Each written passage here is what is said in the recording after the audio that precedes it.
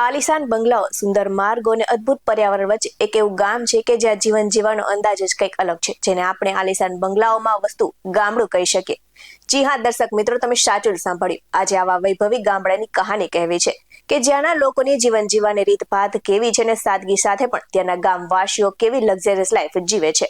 અને એટલું જ નહીં, આ ગામ તો ગુજરાતના વિકાસનું મોડેલ પણ બન્યું છે. ત્યારે જો તમારે પણ આ બધું જાણવું હોય તો આ વિડીયો આખો જોઈ લેજો. ચાલો ત્યારે વિગતે વાત કરીએ ગામની વાત વિશે. નમસ્કાર દર્શક મિત્રો, BS9 ન્યૂઝમાં આપની સાથે હું છું નેહા પટેલ.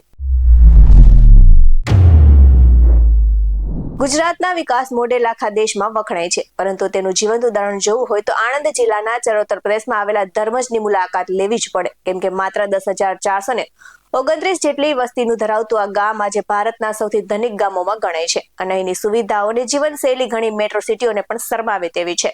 તો ધર્મજની ખાસિયત એ છે કે અહીં શહેર જેવી અદ્યતન સુવિધાઓ છે, પરંતુ શહેર જેવું પ્રદૂષણ નથી. અને પીવાના શુદ્ધ ફિલ્ટર પાણીની વ્યવસ્થા, પાકા અને સ્વચ્છ રસ્તાઓ, હાઈફાઈ રેસ્ટોરન્ટ બધું જ અહીં સહજ રીતે ઉપલબ્ધ છે. તો આશ્ચર્યની વાત તો એ છે કે આ નાના ગામડામાં 11 જેટલી તો બેંકની શાખાઓ આવેલી છે અને ગ્રામજનોની કરોડો રૂપિયાની FD તેમાં જમા છે. તો શિક્ષણ ક્ષેત્રે પણ ધર્મજ આગળ છે. ગુજરાતી અને અંગ્રેજી માધ્યમની શાળાઓ સાથે એન્જિનિયરિંગ અને ફાર્મસી કોલેજો જેવી કોલેજો અહીં કાર્યરત છે. અને આરોગ્ય સેવાઓ પણ ઉત્તમ છે, જ્યાં આધુનિક સાધનો સાથેની હોસ્પિટલો ગ્રામજનોની સેવા કરે છે. તો 12 જાન્યુઆરી એટલે કે સ્વામી વિવેકાનંદ જયંતિના દિવસે સમગ્ર ગામ ધર્મજ ડેની ઉજવણી કરે છે અને તેના રંગે રંગાઈ જાય છે. તો વર્ષ 2007 થી શરૂ થયેલી આ પરંપરા મુજબ વિશ્વના ખૂણે ખૂણામાં વસેલા ધર્મજના પાટીદાર પરિવારો આજે પોતાના વતનમાં એકત્ર થાય છે અને આ દિવસે ગામનું ગૌરવ વધારનાર મહાનુભાવોને ધર્મજ રત્ન એવોર્ડથી સન્માનિત કરાય છે.